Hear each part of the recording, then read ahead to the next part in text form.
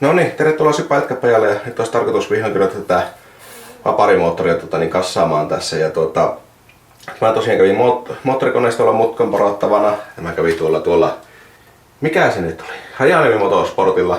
Olin tarkoitus viedä tällä kertaa taas myös sinne ST Heikkilälle, mutta se oli vissi joku remontti tai mikähän siellä oli, niin siellä olisi mennyt vissiin yli joulukuulle, että mä olisi saanut tämä lohko vasta viiä sinne, niin kävitin siellä Rajaniemen Motorsportilla, se porasi tämän 84.25 ylikokkoon ja hoonasi tämän stressilivyn kanssa, että se on varustettu niin hyvää. Ja tämä nyt tehtiin 0.04 välyksellä noille männille, eli varsin tiukka takomännille, mutta tämä kun niin korkealla puristussuhteella, niin periaatteessa se korkea puristus sehän muuttaa sitä vähentää lämmön määrää ja se vähän muuttaa liikkeeksi enemmän se lämmön määrä. Se periaatteessa mitä korkeampi puristussuhde on, niin sitä vähemmän se lämpiää ja sitten kun vielä viinalläkin ajetaan, niin tämä pitäisi käydä aika viileänä tämän moottorin, eikä tällä nyt mitään myöskään rattaa kierretä. Niin tämä voi tosi tiukalla välyksellä tähän moottorin, niin männät on tosiaan 0.04 välyksellä nyt, että taisi olla niin tiukin mitä tuo AMP44 suositteli noille. Ja mä tsekkasin, piti viedä tuonne sisälle lämpimään, että sain mitattua ja tarkistin niistä välyistä. Ja mä nyt sain mitattua 0.035 sitä luokkaa.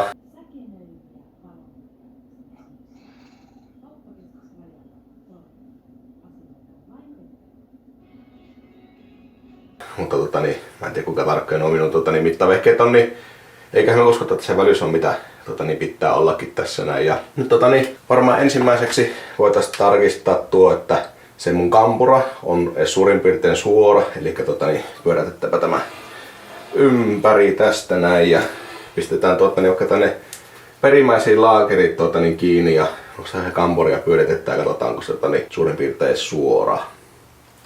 Joo. Ja sitten sen jälkeen voitaisiin nuo öljyruiskut ruuvata. Itse asiassa putsataan nuo pytyt ja sitten ruuvata öljyruiskut paikalleen tuonne, että ne ei unohdu. Ja nuo öljyruiskut on nyt melko saastaisen näköiset, niin mä nakkaan tuonne ultraanipesuriisiksi aika kun tsekataan se kampuran suoruus ja putsataan näitä pyttyjä tässä näin.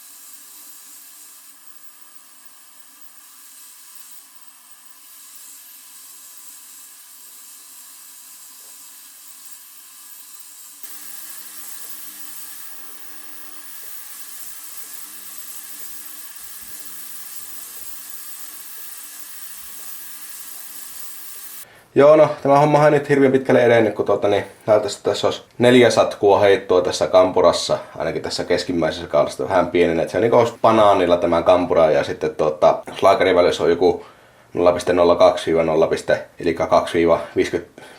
2-5.5 satkua, niin se 4 satkua heittoa tai kampuralla ehkä vähän liikaa. Mutta varmaan käyttää tätä kampuraa tuolla moottorikoneistommalla, että jos ne vetäisee suoraksi ja mulla olisi täällä ollut kyllä runkolaakeritkin tällä jo uudet vaan vissiin joutuu tilaamaan Alikoon runkolaakerit tälle vähän näytöstää siltä, että sitä pitää hierasta Alikokkoon nämä kaulat, että saa suoraksi tämän näin. Niin, joo, ei vaan mitään pitää tehdä, jos se on semmonen meininki. Kun ainakin mielestäni mä näen, että tämä ei ole tarpeeksi suora tämä kampura, että tämä voi pistää tähän paikalleen. No niin, nyt kun tämä kampura ei pystykään ruuvaamaan paikalleen vielä, pitää koneesta molemmat, että mä nyt ruuvaan nämä öljysumutteet paikalle, jotka tosiaan nakkas tonne pessuun tuossa äskettäin vaan. Ei ihan nämä käynyt helpolla, vaikka mä tuolla pesin siellä ultraanipesurilla, niin huomasin, että nämä pikkukuulat, mitkä on tällä sisällä, ne on aivan jumissa ja osa on tukossa sun muuta, niin mä oon nyt tässä Oran tunteroissa ihan vaan näitä putsailuja, herkistelyitä kuulia ja puhalleluja V40 ja painelimalla vaikka millä putsailuja. Ja nyt nämä vaikuttaisi kaikille ok, eli tännepäin kun puhaltaa se pitää. Okei, tuon kun joo, se nyt ei hirveetä pian, mutta tosiaan, että estää tuota kanavaa valumasta tyhjäksi. Se pitää tuonne suuntaan, kun tulee paine, niin se tulee kunnolla läpi se öljy tuolta. Eli nyt voidaan edes nämä pultata tähän lohkoon takaisin paikalle, että tehdään edes sen verran, vaikka nyt niin muuta ei tällä päivänä saa tehtyä tälle.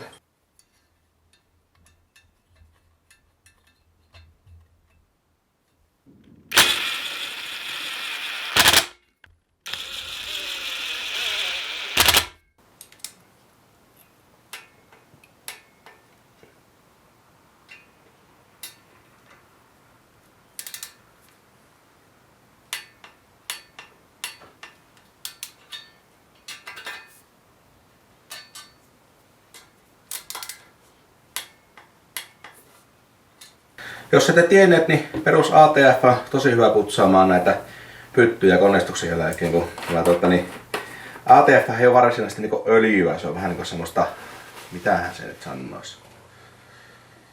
Vähän niinku pesuainetta melkein enemmän kuin öljyä, niin tällä saa sekä öljyttyä että putsattua nämä pytyt kunnolla. Eli nyt jos nämä pitäisi olla puhtaat, mutta meillä on ATF tässä ja vähän aikaa pyyhitään, niin nämä jää aivan mustaksi tämän ATFn kanssa tämän niin tässä nyt menee hetki, että hinkataan tällä ATF:llä niin kauan vaikka, että ei enää mustaa tarvota tätä pyttystä ja sitten voidaan jatkaa.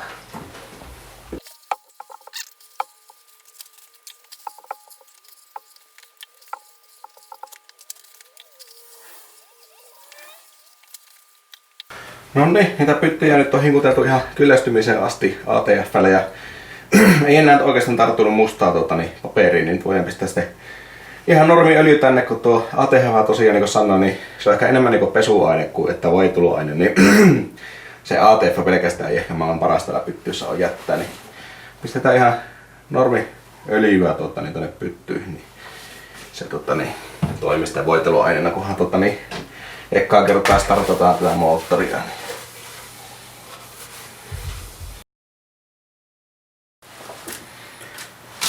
Joo, mulla oli pienoinen paniikki tullut tämän vehkeen kanssa tai oikeastaan tämän kampuren kanssa, kun se mittaus paljasti, että tästä keskeltä, kun tuin tosiaan kummastakin päästä laakereilta tämä kampura, mittasin tässä keskeltä, se oli 4 satkua heittoa ja sitten tästä puolesta välistä oli 2 satkua heittoa. Eli kädessä on kampura on niin banaanin muotoinen tällainen 4 millisadasosan verran tästä keskeltä pahimmillaan.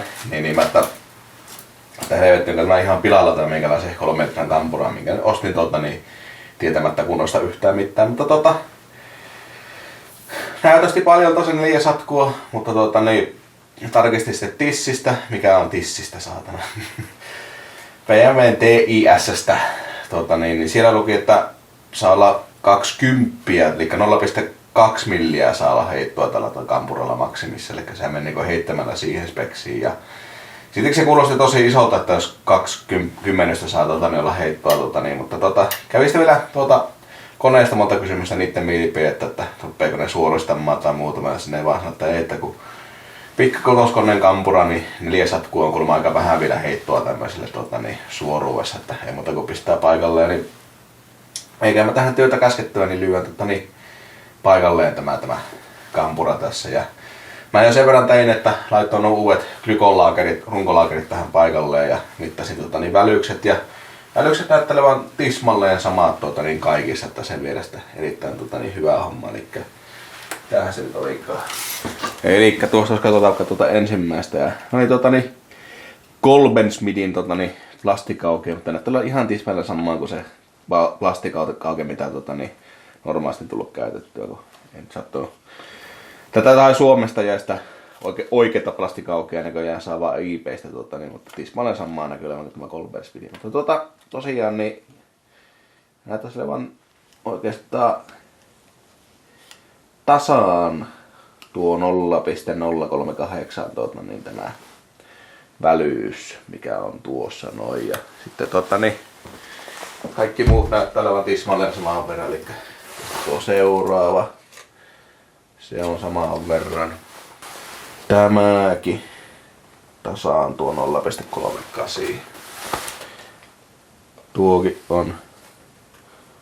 No tuo on ehkä ihan pikkusen löysempi, vaan ei ole mitään merkitystä. Se on niin vähän, ettei mitään haittaa. Ja tuokin on taas 0,038 ja tuokin on noin. Eli se on hyvä, eli pussataan nyt nuo pois ja sitten on vieläkin vähän mähmässä tämä ja kaikissa pölyissä ja karvoissa sun muuta tämä kampura, niin putsutaan tuo kampura ja lasketaan sitten lopullisesti paikalleen tuo kampura tuohon noin ja ruvetaan sitten kietokankia mäntiä pistämään. No niin, mä vielä kertaalleen putsasin jarrukliinerin ja kovuran kanssa nämä laakeritten paikat. Ne on nyt oikein puhtautta kuivat täältä näin. Voidaan puotella nämä laakerit tänne paikalleen.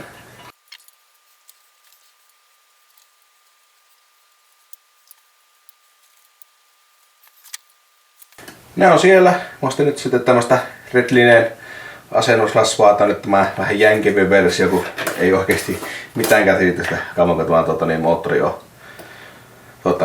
Kauan kun menee aikaa sitä ensimmäinen startti tälle tehdään, niin otetaan jänkimpää ihan vaan sen takia, että nämä ei ainakaan valu pois täältä ollenkaan. Niin hoidan tällä sotia. No, tämähän on aika paljon.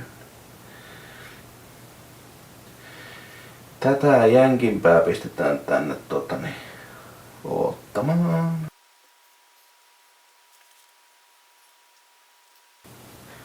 Ja miksi minä käytän tätä Redlinea taas, niin tämä on ihan vaan siitä syystä, että edelleen tämä on ainoata mitä saa Motonetin hyllyssä suoraan, ei tarvitse tilailla mistään. Käy vaan hakemassa siitä, että ei sen kummempaa syytä, että miksi mä käytin tätä. Että edelleenkin normaalisti ihan vaan öljykin kelepaisi tänne vaan. Ja tosiaan kun ei tiedä, että kauanko menee ennen kuin tämä ekkaan kerta oli vaan käyntiin, niin sitten kaiken verran tämmöistä jänkimpää ainetta, että se sieltä pääsee valumaan pois.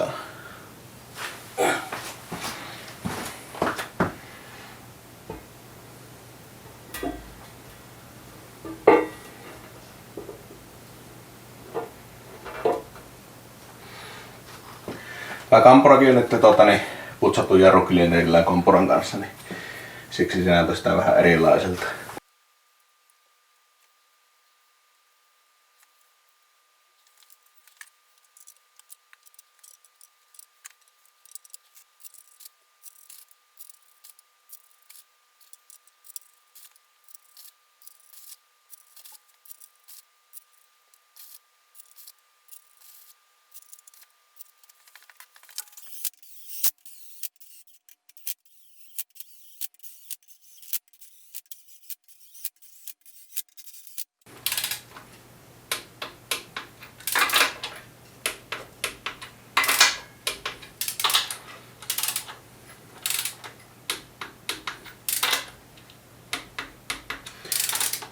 Tämä alulohkon momentti on edelleenkin tänne kampuralle niin 20 newtonia ja sitten 70 astetta.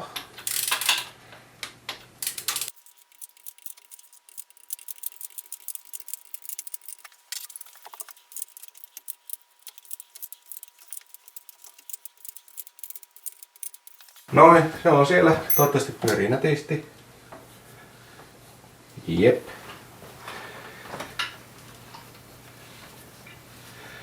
Joo, ei tullut vastusta mistään, eli se pikkuvälyys mikä siinä välyys, kun siis pikku mutkalla olo, niin ei näköjään haittaa ainakaan, että hyvin tuntuu kelluvaa.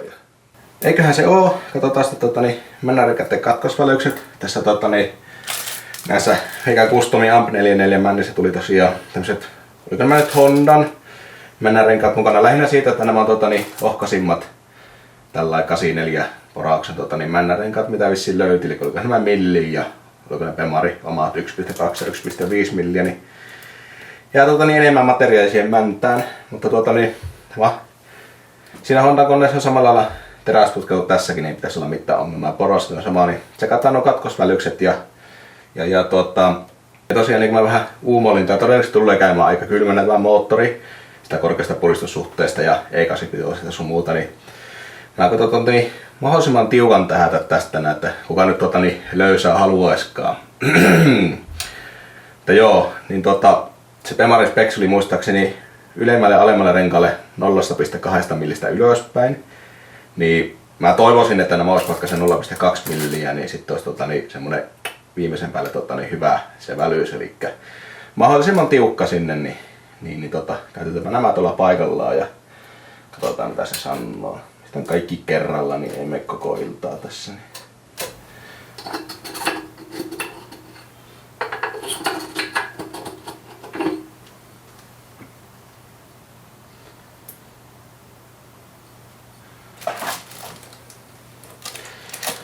No niin, sitten mitataan.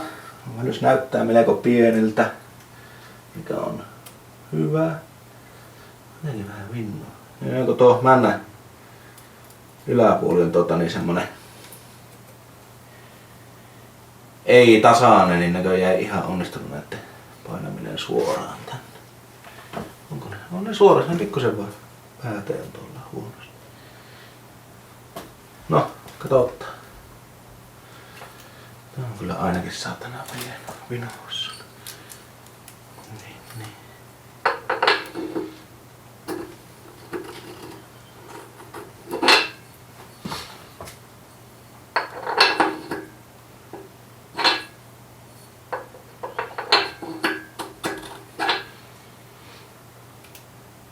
No.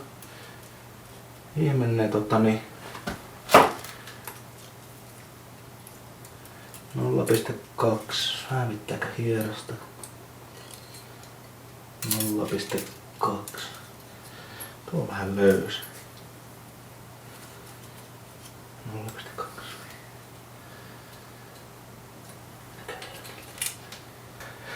Joo, muutama vittu vielä, eli suuri osa oli 0,2, muutama vittu niin pikkusen viilalla löysemmäksi, eli tämä on ainakin pikkusen tiukka.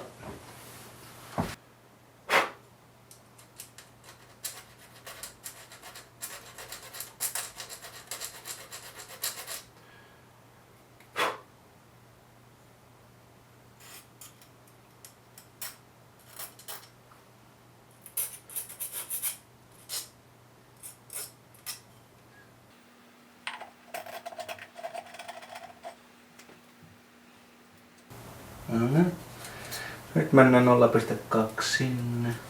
No niin, hyvin mennään, eli ylärenkaat on ok. Ja nyt joku järjestys pitää, että nämä ei mene sekaisin. Toiset renkaat sitten, nämä on edelleen sitä samaa Hondaa. Pistetään nämä tänne.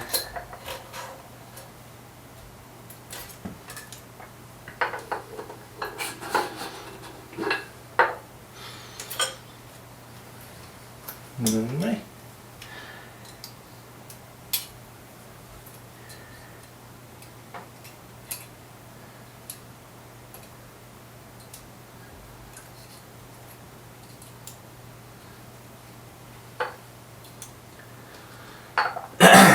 On vähän tiukahkoja kaikki näköjään. Joo, ei me 0,2 mihinkään, mikä on se minimi, niin ilaillaanpa nämäkin.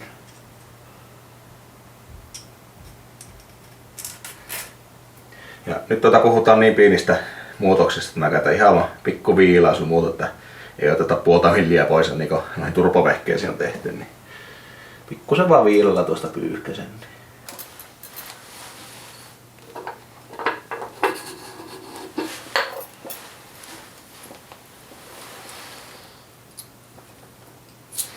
No niin, nyt tässä on kaikissa 0,2 milliä välystä, niin eiköhän ne ok.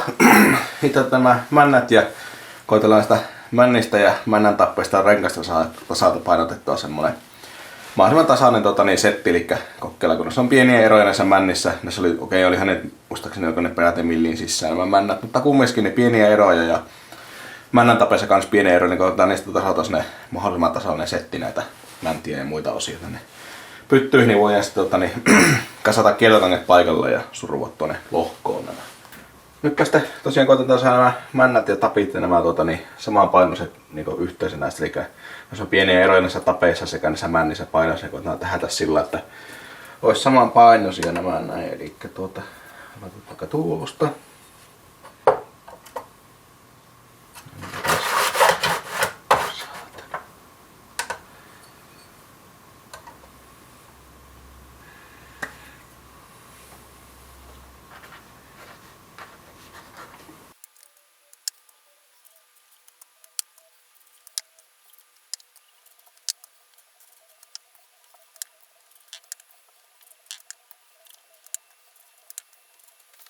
No niin, mä nyt koitin tähätä painavimman tapin keveämmän männän kanssa ja päinvastoin, niin tsekataanpa nyt miten tästä tuli. Eli aloitetaan tuo yhteispaino 4,0.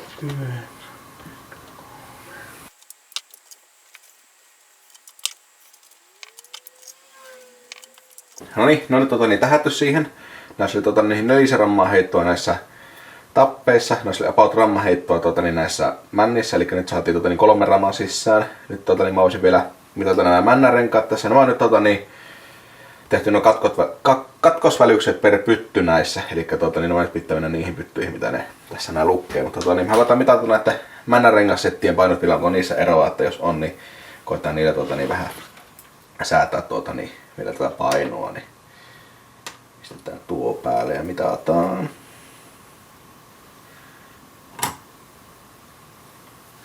No niin, näissä männärenkaissa ei oikeastaan ollut juurikaan eroa, niin kuin mä vähän ajattelin.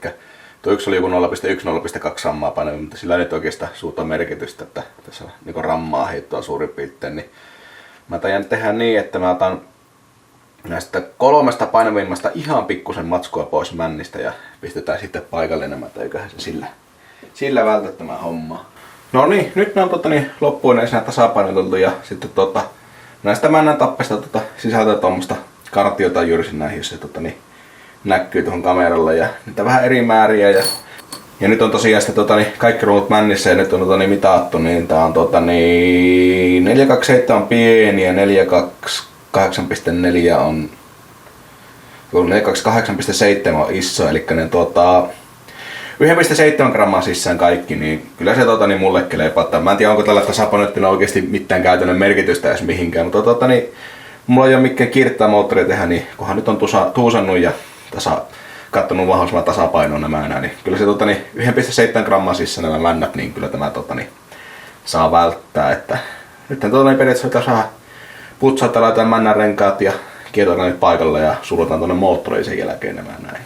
No niin, ruvetaan laittamaan läjiä, eli ensimmäiseksi pistetään nämä sokaat näihin mäntiin paikalleen, mikä on yleensä aivan persereikä homma, mutta se on tehtävää. No niin, mä tein tässä sellainen havainnon, että mulla ei ole ollenkaan tarpeeksi taltapäämeisseli, millä voisin painastaa se männän tapin renkaan paikalleen tänne, mutta onko se, että mulla on tänne ihan ylivoimainen työkalu näitä asennuksia, eli pistetään tuohon tuo sokka paikalleen tai rengas tai mikä se on, ottamaan tuohon noin. En tiedä onnistuuko tää muissa männissä näin. Ja sitten mulla on tämmönen normaali auton venttiiliirrotustyökalu, eli siis mikä auton renkaassa on tänne venttiilityökalu. Tällä saa sen venttiilin pois ja sun muuta, niin otetaan tällä haarukalla vaan tuosta kiinni. Näin, väännetään pikkusen. Ja noin. Se on sisässä.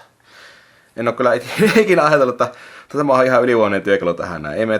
Ei tule turhia naarmuja eikä tarvitse taistella sen meisselin kanssa, että saa väännettyä tuon paikalle. Että saa sekunnissa väännettyä nämä, napsuteltua paikalle nämä sokaat tai renkaat tai mitkä helit tämä nyt onkaan. Tuoreena tuonne noin napsautetaan tuohon hollille. Ainakin näissä näkyy tuonne kolo, mihin se saa pistettyä tuohon hollille. Ja sitten otetaan vaan tuosta ja pyörätetään. Noin. Sillä lailla.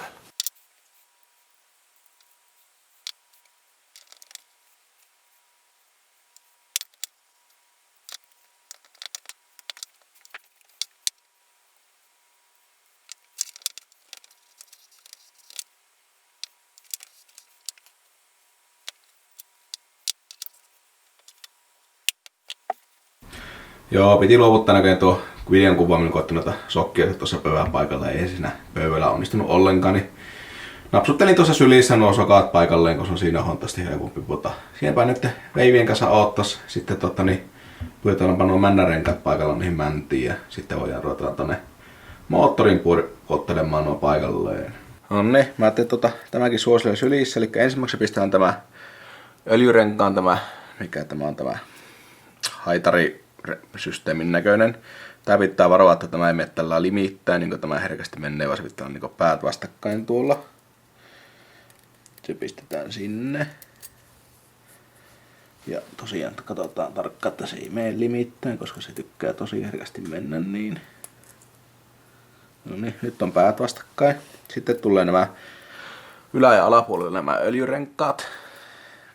Näissä ei muistaakseni ole mitään, että kumpi puoli on ylöspäin, kumpi alaspäin. Ne kunhan pistetään sinne. Ja sitten näköjään meni tämä laitari vähän miten sattuu.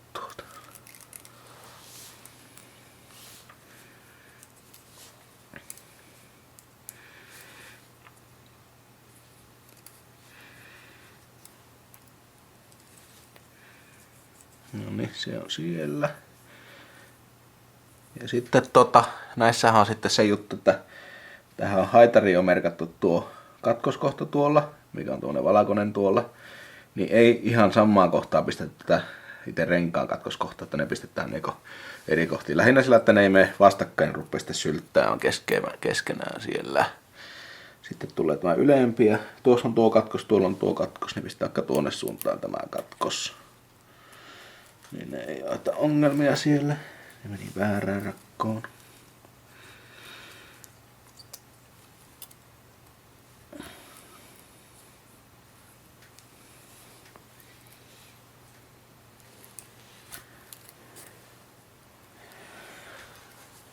Noin, öljyrengas on siellä. Sitten tulee nämä Honda Manna-renkaat. Näissä ei ole pakettia mukaan, mistä olisi ollut ohjeen, että mitenpä nämä pistetään. Yleensä kun tänne pieni merkintä, niin se tulee sitten ylöspäin. Mä en tiedä näkyykö se tuolla. Ja sitten koitin tämän Manna-renkaan muodonkin perusteellahan katselle näytöstä, että tämä menee tämä näin päin, niin kun on tuo merkki ylöspäin, niin pistetään niin päin tämä alempi Manna-rengas. Tuo meni taas väärään rakkoon.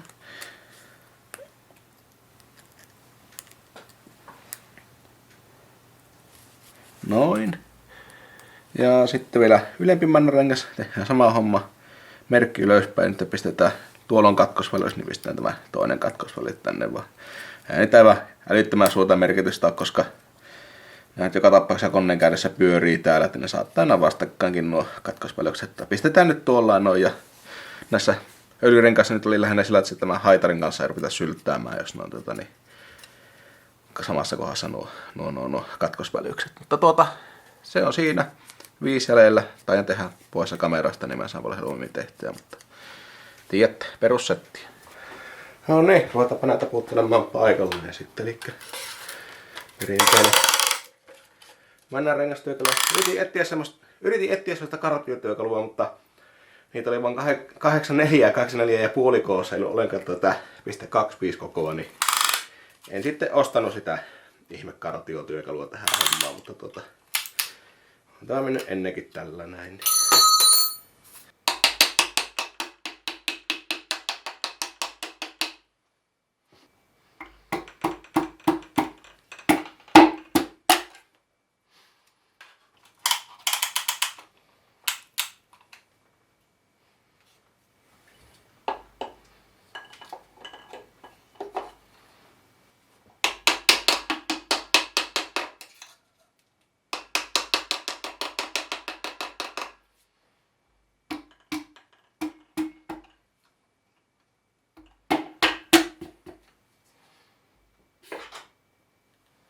Sekataanpa sitten laakerivälykset tässä välissä. Eli laakerina mulla tälle kampuroille, kun näille kiertotangille on Kolbes Media ihan vaan siksi, koska ne oli halvempia mitä Glykot. Kummatkin Glyko ja Kolbes Media on niin alkuperäismerkkejä, mitä näissä on käytetty, niin niitä uskaltaa käyttää. Niin. Nyt eri merkkejä siksi, koska toinen merkki sattuu olemaan halvempi. Niin ei mitään muuta syytä.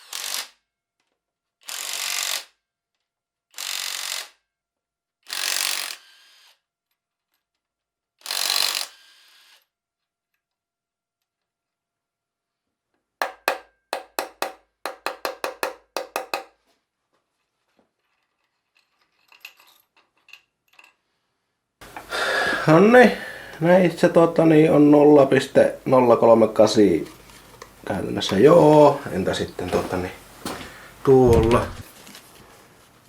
Joo, 0,038, no ok, niin pyykästään nuo pois ja pistetään tuolla asennusrasvalla paikalleen nuo lopullisesti.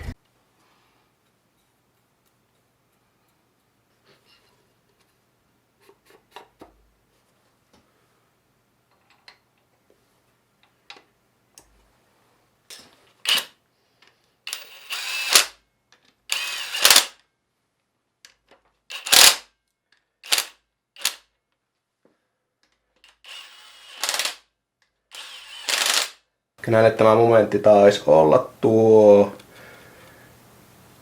45 feet LPS, ainakin tämä nyt sentään näyttää myös siinä yksikössä, niin pistetäänpä eka tuohon puoleen väliin vaikka noin.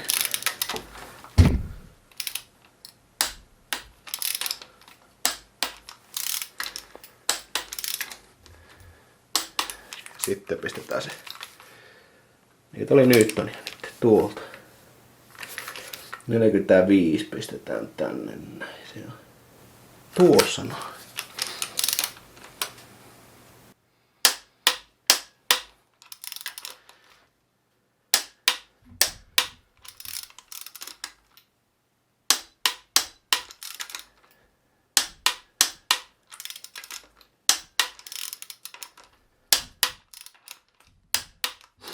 Onni, sitten vielä loput 4 samaa rattaa.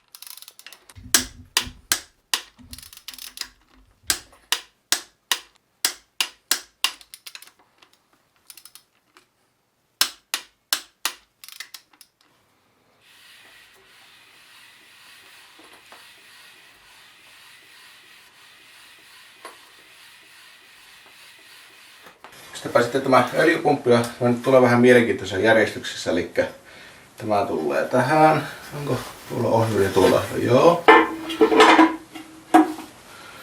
Näin.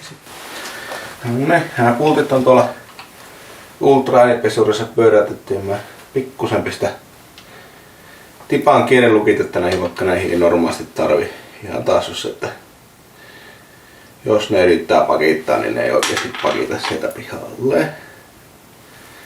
En pistä paljon, pikku varmistus vaan. Ja nämä 3 pitempää tulee sitten tuohon öljypumpulle.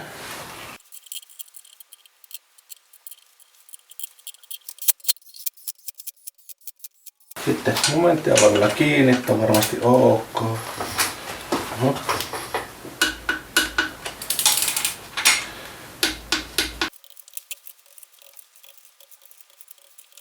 No niin, nyt sitten johtuu miten tää on. Mulla on tämä olen tämän öljypumpun mutteri alkipyörimisen estänyt hitsaamalla, mitä yrittää pikkusen erikoisesti kasata, koska mun piti tulla kotona käydä hitsaamassa se tässä vaiheessa. Se ei haittaa, eli mulla on uusi alkuperän tämä rataus tänne näin. Pistetään se tuohon ensinnäkin hollille. Noin. Öljypumpun osia tuolta. Loputkin. Ketju uusi ja tuo on vanha ja nyt vähän öljyä sinne. Öljyä, kun sitten tätä asennosa saa tänne sisälle valmiiksi. No niin nyt pitää tämä ketju pistää tuohon. Sitten tämä tuohon ketjurattaaseen. Ja sitten koko paketti työntää kerralla tuonne paikalleen. Tämä ei tosiaankaan ole oikea tapa tehdä tämä, mutta tää on nyt just sen takia, kun mulla on hitsuttuna tämä, että en pysty ratasta pistää viimeisenä niin kuin tää on oikeasti tarkoitettu. Joo, nyt se täytyy luiskahtaakin. Ja näihinkin kierteisiin ihan pikkusen tipauttaa tätä, vaikka näihin ei kuulu laittaa. Tuskin se pikkutippa ainakaan hirmu vahinkoa tekee tuolla.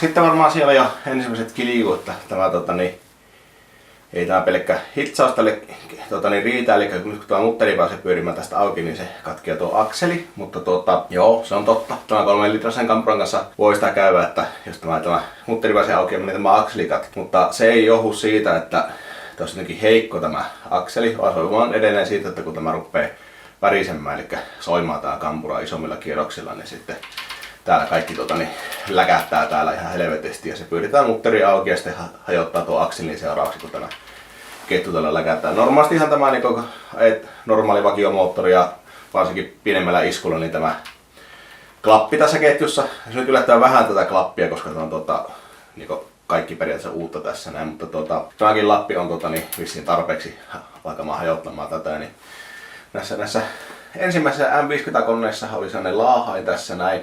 Ja Pemarista jätti sen S50-koneisiin, mistä Liesuuskainen jätti tämän laahaimen tähän näin. Niin, mitä mä oon tehnyt, niin tähän mä navuttelin paikalleen poras.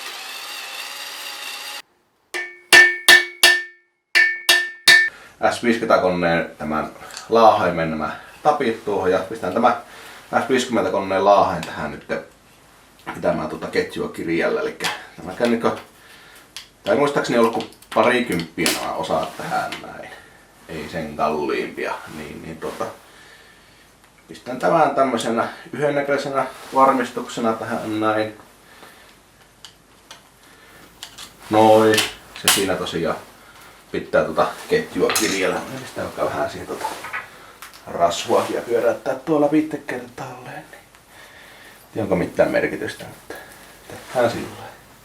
Sitten taas aikanaan ohjurille, eli mitä tähän tulee tämä itse kiristi-ohjuri tulee ja sitten tulee tämä, mikä vaan pitää, että se ei tuo hölkkäset tuo ketju tässä näin, vaan nämä on aivan valmiita, eli se näkyy kameralle. Näissä on melkoiset urat näissä paikallaan olleissa näissä laahaimissa, kun ne oikea sana näillä on. Jos verrataan tähän sulla on ihan uutta febiä täällä oottelemassa. Eli jos verrataan noita, minkä näköinen se pitäisi olla ja minkä näköinen tässä oli paikalla. Nämä alkaa varmaan sinänsä toimis, mutta mitään järkeä, kun nämä maksaa 10 nämä laahaimet. Oliko muistaakseni 18 € tämä laahain, niin ei mitään järkeä tämä lahjarumuja tässä vaiheessa pistää. Niin näkellään tämä roskiin ja pistetään nämä uudet tähän tilalle. Itse asiassa kannattaa tuo ketjukin pistää paikalle. Mulla on tämäkin tosiaan uutta täällä näin. Tässä on tuo uusi ketjukin tähän tässä vaiheessa. Tuo tuolta pois. Noin, ja sitten tuosta tekätään tämä paikalleen. Noin, se nyt ei tuu sen kummemmin oikeesti kiristin tulee sitten tänne sitten kannen puolelle ja sitten tämä.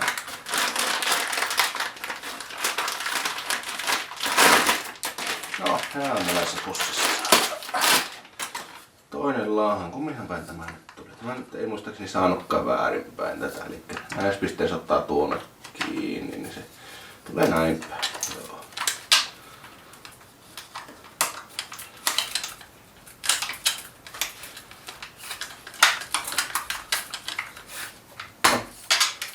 ahdisti. Mutta joo, ne on nyt siinä. Ja sitten voidaan ketjukoppu pistää tonne paikalle ja nähdään tiivisteet laittaa. Niin minnehän mä ne survaan.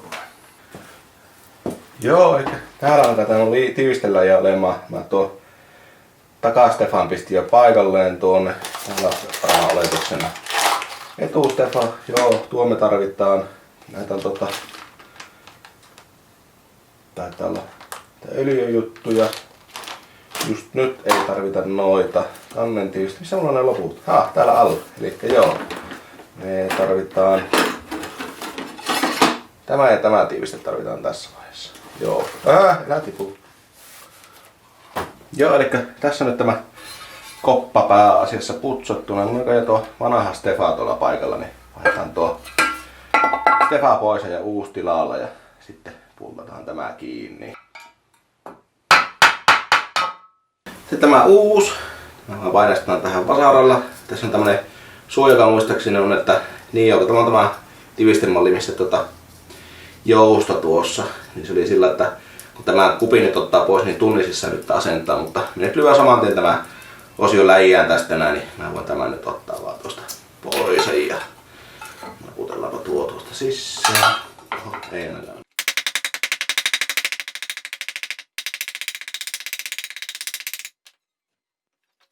No niin, nämä kaikki pultit on käytetty Ultra äänipesurissa. Sehän näistä uusia tee, mutta ainakin puhtaita, niin pistetään nyt nämä tiivisteet tänne paikalleen.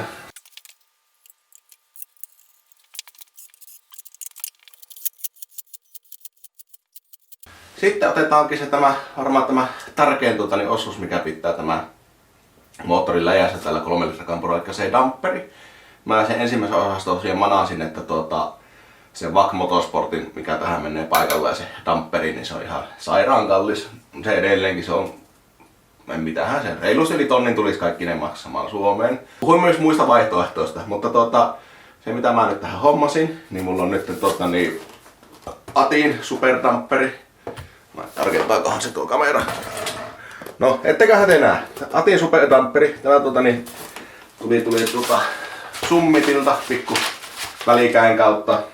Kiitokset sinne tämän Suomen tuomisesta. Tämä ei maksanut oikeasti juuri yhtään mitään mulle nämä Jenkkilässä nämä Atin superdamperit on tosi kalliita vaan. Sitten kun ne raahataan, Jenkkilässä nämä Atin superdamperit oikeasti tosi halpoja, nämä ei ihmeitä maksa, niin kun nämä Suomeen raahataan, yleensä se hinta nelinkertaistuu siinä välillä. Mutta tämä ei maksanut paljon.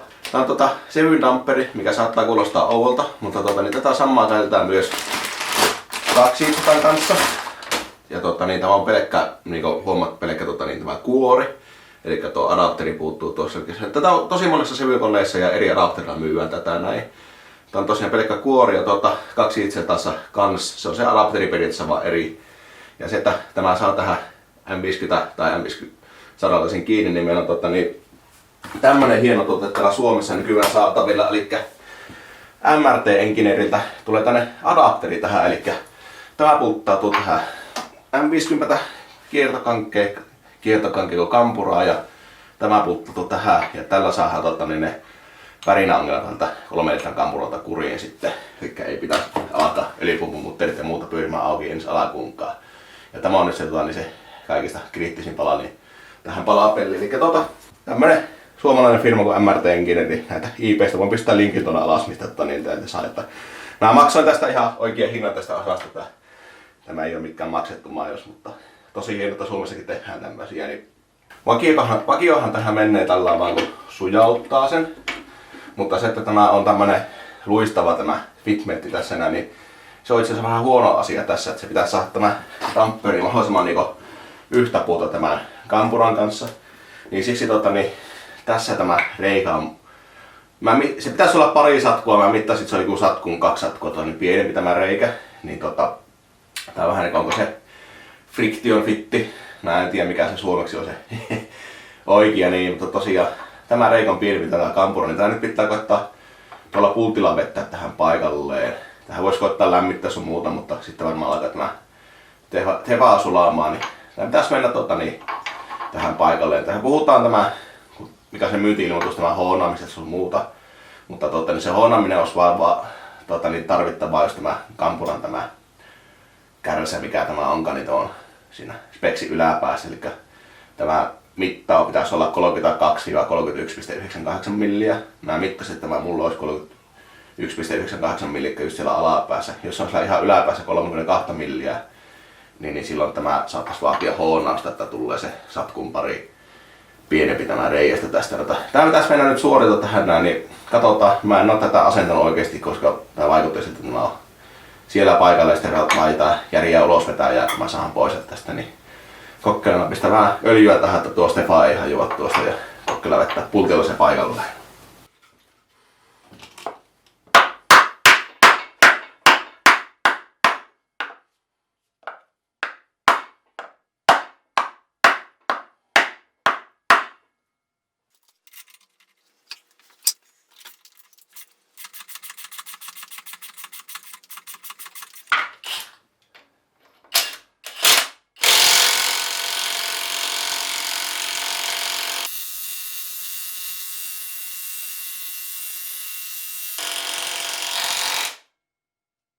Joo, kiinnostavalla paikalla, eli tässä nyt kaikki ok.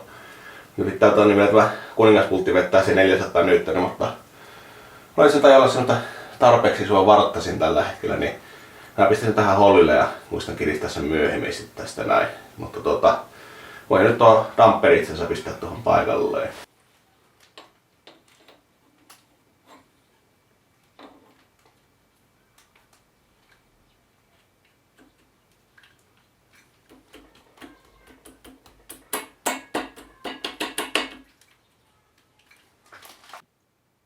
Oi vittu, nyt sitä tuli.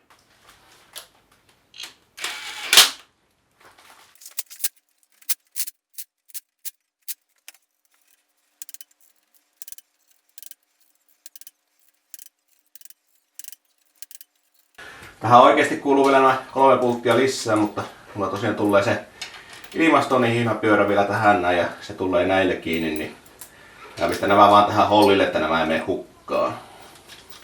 Sitten vielä pari viimeistä juttua, eli tämä öljyimuusifti.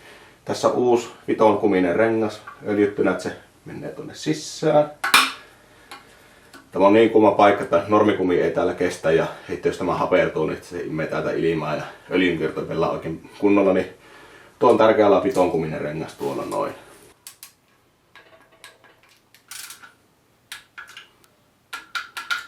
No niin, ihan viimeisiä hommia viiän täällä alhaalla, eli saadaanko tästä tämä öljypumpun ohivuotoventtiili jousin ja sun muuta pistää paikalleen, mutta mä oon näköjään hukannut sen sokan, mikä tähän tuli, niin en pistä tätä vielä paikalleen ja ei mun oikeastaan mitään kiire, koska tämän jälkeen, takaa Stefan vielä, niin niiden jälkeen tähän tulisi öljypohja, mutta koska mä täällä kotitallissa teen ja täällä muksut saattaa käydä ja innostaa puotella jotakin pulttia sen muuta tonne moottorin sisään, niin pistetään se öljypohja vasta ihan viimeisenä ja tämän kanssa ei se puolesta kiire, että mä voisin takaa uuden sokaan siihen, jos niin siltä tuntuu. Niin jätetään tämä laittamatta. Pistetään vielä tuo takaa Stefan tonne paikalleen ja sitten niin, eiköhän tämä kertainen video venyi muutenkin ihan tarpeeksi pitkäksi, niin jatketaan tuo yläpään kanssa sitten seuraavasta videosta. Eli takaa Stefan vielä ja sitten katsellaan yläpäätä seuraavassa videossa.